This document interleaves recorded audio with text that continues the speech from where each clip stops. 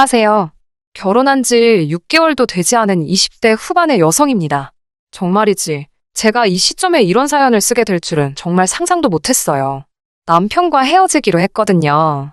시어머니 때문에 말이지요. 세상에 저보다 힘든 사람도 물론 많이 있겠지만 적어도 제 주변에서 저보다 불쌍한 사람은 없는 것 같습니다. 저는 친정부모님이 안 계시거든요. 먼저 저희 아버지는 제가 10살이 되기도 전에 세상을 떠나셨습니다. 술, 담배도 안 하시고 운동을 좋아하시던 건강하신 분이셨는데 어느 날 갑자기 교통사고로 돌아가셨답니다. 워낙에 두 분 사이가 좋으셨던지라 주변에서들 많이 안타까워 하셨다고 들었어요. 저는 너무 어렸기에 아버지에 대한 기억도 두 분이 얼마나 다정하셨는지도 잘 떠오르지 않지만 몇 장 남아있지 않은 어린 시절 사진들을 보면 조금은 알 것 같기도 하더군요. 그나마 아버지가 돌아가신 이후에 한동안 친가에서 이따금씩 생활비에 보태쓰라고 얼마씩 보내주셨다는 이야기를 어머니로부터 들었습니다. 하지만 그 액수가 넉넉치는 않았던 걸로 알아요. 그래서인지 제 기억 속에 어머니는 한시도 쉬지 않고 일을 하셨어요. 낮에는 인근 아파트의 관리사무실에서 격리 일을 보셨고 퇴근 후에는 바로 인근 고깃집에 가셔서 아르바이트도 하셨거든요. 어쩌다 한 번씩 퇴근길에 떡볶이를 사오시곤 했는데 지금까지 그것보다 맛있는 떡볶이는 먹어보질 못했네요. 자식이라면 누구나 자기 부모가 제일 안쓰럽겠지요. 저도 그렇습니다. 지금도 이따금씩 어머니 입가에 잔주름이나 손등에 튀어나온 힘줄 등을 떠올리면 가슴이 먹먹해져요. 이제는 그나마 그 손 한번 마음껏 만져볼 수도 없으니 더 그런 것 같기도 합니다. 저희 어머니는 제가 21살, 대학교 2학년이 되던 무렵 세상을 떠나셨어요. 갑작스레 어머니까지 돌아가신 뒤 저는 알지 못했던 3억이라는 유산과 저와 어머니가 살던 작은 빌라를 물려받게 되었습니다. 그렇게 지독하게 살던 어머니의 인생을 생각하면 턱없이 부족한 것 같으면서도 너무나 큰 돈이었어요. 살아생전 저희 모녀가 그렇게 힘들 때는 연락 한번 쉽게 닿지 않던 친척들이 다들 어디선가 나타나서 악어의 눈물을 흘리더라고요. 어머니가 돌아가신 뒤 1년 동안은 정말이지 이 험한 세상을 배우며 조용한 싸움닭이 되었습니다. 어머니가 남겨주신 유산을 조금씩 쓰면서 살다가 어느 날 갑자기 스스로 한심하게 느껴지더라고요. 그때부터 죽기 살기로 공부에 매달렸던 것 같아요. 어디 가서 돈을 버는 것보다는 장학금을 받는 게 낫겠다 싶었거든요. 그럼 졸업하고 나서 취직이라도 잘할 수 있지 않을까 싶어서. 덕분에 대학교 3학년 4학년은 거의 전액 장학금을 받고 학교를 다닐 수 있었고 우수한 성적으로 졸업했어요. 졸업한 지 4개월 만에 대기업에 들어갔고요. 불행 중 다행으로 목표한 것들은 대부분 이루었기 때문에 열심히 공부한 것에 대한 후회는 없어요. 한 가지 아쉬운 건 대부분의 시간을 오로지 공부에 쏟다 보니 소위 대학 생활이란 걸 제대로 누려보지 못했다는 거예요. 당연히 연애도 제대로 못 해봤어요. 회사 생활을 시작하고 얼마 지나지 않아 명문대를 졸업한 뒤 가까운 친구들과 IT 회사를 창업했다는 지금의 남편과 소개팅을 하게 되었습니다. 사실 저는 여고, 여대를 다녔고 소개팅은 처음이었습니다. 그래서 많이 떨리고 긴장되었는데 남편이 너무 분위기를 잘 이끌어 주더라고요. 사람 분위기 자체도 밝았고 무엇보다 잘 웃는 사람이었어요. 그래서인지 같이 있는 동안 시간 가는 줄 모르겠던걸요. 몇 년 동안 크게 웃을 일이 없었는데 모처럼 즐거운 시간을 보냈습니다. 남편은 그 이후로도 저에게 영화 보자, 밥 먹자며 계속해서 데이트 신청을 해왔어요. 남편이 저에게 적극적으로 다가올수록 기쁘기도 하면서 걱정도 되더라고요. 이 사람은 내가 부모님이 안 계신 걸 모를 텐데 안다면 어떤 반응을 보일지 몰랐으니까요. 더 좋아지기 전에 말해야 한다는 생각이 들었지만 용기가 나질 않았어요. 그렇게 3개월 정도의 시간이 흘렀을 무렵 남편이 자기 부모님께 저를 소개하고 싶다더라고요. 비록 사귀자는 말은 없었지만 저를 여자친구라고 생각하고 있었나 봐요. 그제서야 저는 남편에게 사실대로 털어놓았습니다. 아버지는 제가 아주 어렸을 때 돌아가셨고 어머니도 제가 20살이 조금 넘었을 때 세상을 떠나셨다고요. 남편은 한동안 말이 없었습니다. 약간 충격을 받은 표정이었어요. 그러더니 저에게 고생이 많았겠다며 제 손을 잡아주더라고요. 그러면서 남편은 자기는 그런 거 신경 쓰지 않는다면서 걱정하지 말라더군요. 그 이후로 남편과 저는 1년 정도를 더 만났습니다. 남편은 저와 연애를 시작할 때와는 달리 결혼만큼은 정식으로 프로포즈를 해왔고 저도 기쁜 마음으로 받아들였습니다. 하지만 막상 프로포즈를 승낙하고 나니 마음이 좋지만은 않더라고요. 비로소 현실적인 것들이 조금씩 눈에 들어오기 시작했다고 할까요? 시부모님 되실 분들이 제가 친정이 없다는 걸 아시면 어떤 반응을 보이실지가 가장 걱정이 되었지요. 남편은 그런 저를 조금이라도 안심시키고 싶었던 모양이에요. 하루는 남편이 자기 집안에 대해서 미리 설명을 좀 해주겠다며 말을 꺼내더라고요. 시부모님께서는 서울에서 2시간 이상 떨어진 지방에서 살고 계신다 했습니다. 원래 자기도 거기 살았었는데 서울에 있는 대학에 합격하면서 자기만 서울로 올라왔대요. 그 이후로 서울에 아예 자리를 잡게 되었고요. 시부모님은 얼마 전 은퇴를 하셨고 현재 따로 하시는 일은 없으시답니다. 연금이나 따로 노후 준비도 안 되어 있으시고요. 여기까지 듣고 제가 그럼 지금 어떻게 생활을 이어나가고 계시냐고 물었더니 그때그때 소일거리가 있으면 하시고 자기도 잘 모르겠다고 하더라고요. 그나마 남편이 돈을 벌기 시작한 이후로 한 달에 얼마씩 보내드리고 있다고도 했습니다. 정확한 액수는 말해주지 않았는데 저도 궁금하지 않아서 묻지도 않았고요. 솔직히 여기까지 듣고서 무슨 생각을 했냐면요. 차라리 잘 됐다 싶더라고요. 시댁이 너무 조건이 좋은 집이 아니라서 오히려 안심이 됐어요. 며칠 뒤 시부모님께 인사를 드리기 위해 시댁으로 향했습니다. 정확히 프로포즈를 받은 지 2주 만이었어요. 제가 마음고생을 어찌나 많이 했는지 살이 3kg이나 빠졌더라고요. 남편은 자기 부모님은 편견이 없으신 분들이라며 저에게 걱정하지 말라 했지만 자기 부모님을 객관적으로 볼 수 있는 자식이 몇이나 되겠어요? 솔직한 말로 막상 당일이 되자 가보면 알겠지, 부딪혀보면 알겠지. 반쯤은 자포자기한 심정이었지요. 고속버스를 타고 2시간이 걸려 시부모님이 사시는 동네에 도착했습니다. 거리도 멀고 날씨도 따뜻했기 때문에 남편의 안내를 받아 시댁 근처에서 가장 유명하다는 빵집에서 케이크를 사고 근처 과일가게에서 과일 바구니를 샀어요. 남편 말로는 전부 다 시부모님께서 제일 좋아하는 것들이라고 했습니다. 남편을 따라 도착한 곳은 10평 남짓이나 될까 싶은 작은 빌라였습니다. 남편이 독립하기 전까지는 그래도 아파트에서 세 식구가 살았는데 남편이 서울로 올라오면서 일이 이사하셨다고 하더군요. 자세히는 모르지만 특별히 일을 안 하시고도 생활이 가능하신 건 아파트를 파셨기 때문 아닐까라고 혼자 조심스레 추측만 했네요. 잠깐 다른 생각을 하는 사이 어머님께서 문을 열어주셨습니다. 거실에 모여 앉자 남편이 제가 사온 거라며 케이크와 과일 바구니를 꺼내놓았습니다. 어머님이 이 동네 건 맛없는데 왜 여기서 샀냐며 남편에게 타박을 주시더라고요. 저한테 직접 뭐라고 하신 건 아니지만 좀 눈치가 보였어요. 어머님께서는 아직 점심 준비가 덜 되었다며 잠깐만 기다리라고 하시고는 주방으로 향하셨습니다. 한 5분쯤 지났을까 아버님께서 저더러가서 안 도와줄 거냐고 큰 목소리로 물으시더라고요. 순간 당황한 제가 누구를요? 라고 물었습니다. 그러자 주방 쪽에서 어머님이 아버님께 냅두라고 그것도 본인이 내켜야 하는 거지 뭘 하라 마라 시키냐고 한마디 하시더라고요. 제가 죄송하다며 자리에서 일어나려고 하자 어머님께선 옆구리 찔러 절박기라며 그냥 있으라 하셨습니다. 솔직히 차라리 가서 도와드리라고 말씀을 하시지 이런 식으로 무안을 주시는구나 싶더라고요. 남편도 깜짝 놀란 듯 두 분은 왜 그렇게 말씀을 하시냐면서 저더러 괜찮다고 가만히 있으라고 했습니다. 그러더니 본인이 뭐 도와드려야 하냐면서 주방으로 갔는데 어머님께서는 그런 남편에게 일주일 내내 일하다 내려왔을 텐데 괜찮다며 앉아서 쉬라고 했어요. 그제서야 이런 게 시집살이라는 걸 알았지요. 가만히 앉아서 눈치만 살피고 있자니 가시방석이 따로 없더군요. 다시 한번 제가 좀 도와드릴까요? 라고 여쭤보았습니다. 그러자 이번에는 국하고 밥을 좀 푸라고 하시더라고요. 시키신 대로 하나씩 조심해서 푸고 있는데 어느샌가 어머님이 옆으로 다가오셨습니다. 얼마간 제가 하는 걸 지켜보시더니 뭔가 성에 차지 않으셨나 봅니다.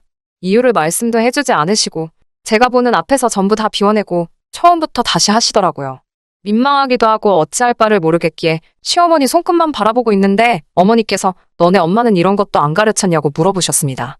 갑자기 어머니 이야기가 나오니까 짧은 순간이지만 당혹스러웠습니다. 어떻게 대답해야 할지 모르겠던 찰나에 아버님께서 빨리 좀 먹자며 부엌으로 들어오셔서 나름 고비를 넘길 수 있었어요. 밥을 먹는데 혀끝에서 느껴지는 게 밥알인지 모래알인지 도통 모르겠더라고요. 그때 어머님께서 저에게 질문을 하시기 시작하셨습니다. 학교는 어디 나왔고 제 직업은 뭐고 돈은 얼마나 버는지 그런 것들이요. 여대를 나왔고 현재 대기업을 다니고 있다고 했습니다. 어머님은 시큰둥한 반응을 보이시더니 사실 당신은 저도 알다시피 아들이 명문대를 나왔기 때문에 며느리도 비슷한 수준을 맡길 바라셨답니다. 그렇지 않아도 죄다 공무원이나 교사, 약사 같은 선자리만 들어왔는데 그나마도 당신 성에 안 차서 죄다 물렸다나요. 그런데 막상 아들이 평범한 회사원을 데려와서 좀 김샜고 실망이라 하셨습니다. 당사자 면전에다 대놓고 그런 말씀을 하시니 저도 사람인데 기분이 좋지는 않았습니다. 솔직히 제가 친정이 없어서 그렇지 학교나 직장을 봤을 때는 그렇게 처지는 조건도 아니라고 생각했는데 말이에요. 결국 어떻게 반응해야 할지 모르겠어서 애꿎은 밥알만 꾸역꾸역 입안에 밀어넣고 있었습니다. 남편도 쓸데없는 말씀하시지 말라며 어머님을 말리고 있었고요. 그리고 정말 피하고 싶었던 대화 주제가 나왔습니다. 아버님께서 부모님은 뭐 하시는 분들이냐고 물어보셨어요. 저는 두 분 다 돌아가셨다고 솔직하게 말씀드렸습니다. 감출래야 감출 수 있는 것이 아니었으니까요. 그러자 어머님께서는 깜짝 놀란 표정을 지으시더니 사고인지 아니면 병인지 물으셨습니다. 솔직히 처음에는 무슨 말씀을 하시는 건지 제대로 알아듣지를 못했어요. 그러자 아버님께서 아파서 죽었냐고 아니면 뭐 다쳐서 죽었냐고 그러시는 거예요. 호통치듯 물어보셔서 깜짝 놀랐고 아버님의 거친 말씀에 마음이 아팠습니다. 아무리 본인 일이 아니라지만 너무 무신경하게 말씀하시는 모습에 솔직히 실망스러웠어요. 저는 아버지는 사고로 돌아가셨고 어머니는 병으로 돌아가셨다고 말씀드렸습니다. 그러자 유전병이냐고 물어보셔서 그건 아니라고 하니 시간 되는 대로 건강검진을 받아서 그 서류를 보여달라고 하시더군요. 씁쓸했지만 시부모님 입장에선 찝찝하시면 그런 소리를 하실 수도 있겠다 생각하고 애써 이해해드리려고 했습니다. 하지만 곧이어 어머님께서 저를 쳐다보시더니 어쩐지 그래서 처음부터 뭔가 다 내 마음에 안 들었구나. 지금 보니까 엄마 없는 티가 난 거네 라고 하셨습니다. 순식간에 식사 자리에는 어색한 공기가 맴돌았고 제가 먼저 죄송하다 말씀드리고 자리에서 일어났습니다. 집으로 돌아와 한참을 울었습니다. 제 노력으로 어떻게 할 수 없는 일이라 더 슬프고 억울했어요. 그때 모르는 번호로 전화가 걸려왔습니다. 전화를 받으니 어머님이셨어요. 아까는 당신이 말씀이 심하셨다며 사위 사랑은 장모라는데 장모 사랑도 못 받을 아들이 안 됐다는 생각에 당신이 실언을 하셨답니다. 그래도 덕분에 당신은 평생 아들 며느리 옆에 실컷 끼고 살게 생겼다며 저더러 잘 지내보자고 하시더라고요. 갑자기 어머님의 달라지신 태도에 당황스럽기는 했지만 그때는 어떤 의심보다는 그저 기쁘기만 하더라고요. 저는 어머님의 전화를 결혼의 허락으로 받아들였고 잘 부탁드린다고 말씀드렸습니다. 어머님께서는 저더러 그동안 고생 많았겠다며 앞으로 잘 지내보자 하셨고요. 그때만 해도 저는 두 분 다 말씀은 괄괄하게 하셔도 속은 따뜻한 분들이시구나 그렇게 생각했습니다. 제가 친정이 없으니 처음 시댁에 인사간 날이 상견례를 대신한 것이 되었습니다. 결혼식은 저를 배려한다는 이유로 가까운 친지들과 지인들만 불러서 올렸습니다. 그나마 얼마 들어온 축의금도 싹 걷어서 가져가시더라고요. 당신들이 뿌린 돈이 다시 들어온 거라는 이유로요. 정작 하객들 대부분은 남편 때문에 온 사람들이었지만요. 하지만 크게 개의치 않았습니다. 애시당초 남편과 결혼을 약속할 때 시부모님이 가지신 게 많이 없다는 걸 알고 있었으니까요. 결혼식까지 올리고도 결국 제가 남편과 헤어질 결심을 하게 된 이유는 바로 집 문제 때문입니다. 제가 남편과 결혼을 약속했을 당시 저는 남편에게 제 재산을 투명하게 공개했습니다. 바보 같다고 생각하실 수도 있지만 제가 친정이 없어서 자격지심이 있었는지 그래도 내가 돈은 좀 있다고 어필을 하고 싶었나 봐요. 지금이라면 안 그랬을 텐데 그때는 또 지금보다는 어리기도 했고 순진했었어요. 반면에 남편은 창업을 한 지 얼마 안 돼서 돈이 많이 없기는 했습니다. 그래도 수익이 나고 있었고 전망이 밝았으니까 결혼을 약속한 거예요. 물론 시댁에서 도움을 받을 거라는 기대는 조금도 없었습니다. 원래는 결혼식을 올리기 전에 어떻게든 집을 먼저 구하고 싶었는데 매물이 워낙 없어서 결국 결혼식을 먼저 올려야만 했어요. 다행히 인터넷에 보니까 3개월에서 6개월짜리 단기 오피스텔 월세도 있더라고요. 그래서 일단은 단기 월세로 살면서 시간적 여유를 갖고 집을 구하자고 했습니다. 그러면 남편도 그 사이에 돈을 좀 더 모을 수도 있고 여러모로 저희 둘한테 유리하겠다 싶었고요. 하지만 어머님께서는 저에게 왜 친정어머니가 물려주신 유산으로 집을 사면 되는 걸 괜히 쓸데없이 월세에 돈을 낭비하냐며 걸핏하면 전화를 거셔서는 화를 내셨습니다. 제가 회사에서 일하고 있을 시간인 걸 뻔히 아시면서도 시도 때도 없이 그러시더라고요. 몇 번 당하고 난 뒤에는 솔직히 어머님 번호만 봐도 심장이 두근거리고 토할 것 같은 기분이 들기 시작했어요. 그래서 일부러 전화를 안 받기도 했네요. 그러자 한 번은 아버님께서 그러다 네 시부모 죽었다는 소식도 다음날 들을 거냐며 한 소리 하시더라고요. 이때는 정말 야속하단 생각이 들었습니다. 남편이 저 대신 아버님한테 무슨 말씀을 그렇게 하시냐고 한 소리 하니까 아버님은 그냥 별뜻 없이 하신 말씀이라더군요. 아무튼 어머님께선 자꾸만 저더러 일단 친정어머니가 주신 돈으로 집을 사라고 하셨습니다. 너네 엄마가 이럴 때 쓰라고 물려줬겠지. 어디다 쓰라고 물려줬겠냐면서요. 결국 어머님 등살에 못 이겨 친정어머니의 유산과 빌라를 판 돈까지 합쳐 서울에 있는 아파트를 샀습니다. 시부모님께서는 부부가 살 집이니까 공동명의를 해야 한다고 성하셨어요. 전 내키지 않았지만 시부모님 등살에 어쩔 수 없이 그렇게 하기로 했고요. 그런데 지금 생각해보면 하늘에 계신 부모님이 절 도와주신 것 같습니다. 아파트 계약날 남편에게 갑자기 일이 생겨서 못 올 것 같다며 연락이 왔어요. 아파트를 팔기로 한 사람은 제가 아니어도 사려고 하는 사람이 많다면서 완전 배째라는 식이었고요. 그래서 일단은 제 단독 명의로 아파트를 사야만 했습니다. 그때만 해도 남편이나 저나 이렇게 헤어지게 될 줄 몰랐기 때문에 단순히 나중에 시간 될 때 공동 명의로 바꾸면 되겠지라고 생각했어요. 지은 지 얼마 되지 않은 아파트였기 때문에 간단히 도배와 마루 정도만 교체한 뒤 이사를 했습니다. 그런데 이사하고 일주일쯤 지난 주말 아침 시부모님께서 양손 가득 짐을 싸들고 오셨더라고요. 남편은 당혹스러운 표정으로 현관에서 시부모님과 대치 중이었습니다. 저는 들은 바는 없었지만 그래도 시부모님을 현관에 서 계시게 할 수는 없었기에 일단 들어오시라 했습니다. 매실차를 내어드리고 무슨 일로 오셨는지 여쭤보았어요. 그러자 두 분께서는 나이가 드니 몸도 여기저기 안 아픈 곳이 없다면서 당분간 여기 지내시면서 아들 며느리한테 대우 좀 받으셔야겠다고 하셨습니다. 생각지도 못한 시부모님의 말씀에 당혹스러웠지만 그렇다고 먼 길 올라오신 두 분을 바로 돌려보낼 수도 없는 노릇이었지요. 일단 기왕 올라오셨으니 한 일주일 쉬고 가시라 했습니다. 그런데 그날 오후부터 어머님께서는 잘난 당신 아들이 서울에 집을 마련했다며 지인들에게 전화를 돌리기 시작하셨습니다. 그뿐 아니라 집들이를 한다며 몇몇 분들은 초대도 하셨고요. 저에게 오라고 했다가 못 오게 하면 당신 체면이 서질 않으니 손님들이 오는 날은 회사에 휴가를 내던 어떻게 해서라도 손님 맞을 준비를 하라고 하셨습니다. 그제서야 뭔가 단단히 잘못되어 가고 있다는 생각이 들었어요. 결국 고심 끝에 어머님께 이번 한 번은 제가 어머님 체면도 있고 하니 손님들이 오실 때 자리를 피해드리겠다 했습니다. 하지만 여기는 저희 둘이 사는 집인 만큼 앞으로는 꼭 연락하고 오시고 마음대로 어머님 손님이든 아버님 손님이든 부르지 마시라고 말씀드렸어요. 그러자 시부모님 두 분 다 당신들이 아들 집 오겠다는데 왜 며느리 허락이 필요한 거냐며 네가 뭔데 와도 된다 만다를 따지냐고 호통을 치셨습니다. 전 순간 이 두 분이 무슨 기억상실이라도 걸리셨나 싶었습니다. 이 집을 제 돈으로 샀다는 걸 그새 까먹기라도 하신 건가 싶었거든요. 그게 까먹어질 일인가 싶었고요. 아버님은 한술 더 떠서는 저는 부모가 없는데 남편은 시부모님이 계시니까 그게 셈이 나서 제가 부모 자식 연을 끊게 하려고 지금 이러는 거랍니다. 도대체 무슨 말씀을 하시는 건지 이해가 되질 않더라고요. 그래도 만약 예전처럼 남편이 변함없이 부모님 앞에서 제 편이 되어주고 제 입장을 대변해 주려고 노력했다면 설령 그 효과가 아주 작고 미비했을지라도 저는 참고 살았을 거예요. 하지만 다 잡은 물고기라고 생각해서였을까요? 남편의 태도는 결혼 전과는 너무 많이 달라져 있었습니다. 남편은 저에게 그거 집 사는데 돈 좀 보탰다고 나이 드신 시부모님한테 너무 드세게 군다면서 질린다고 하더라고요. 결혼한 지 겨우 6개월이었고 누가 봐도 시부모님이 저에게 무례한 말을 퍼붓고 계셨는데 남편에게 질린다는 소리나 듣고 있자니 이렇게 사는 게 맞나 싶었습니다. 그리고 아버님의 마지막 한마디가 제가 결정을 내리게 만드셨지요.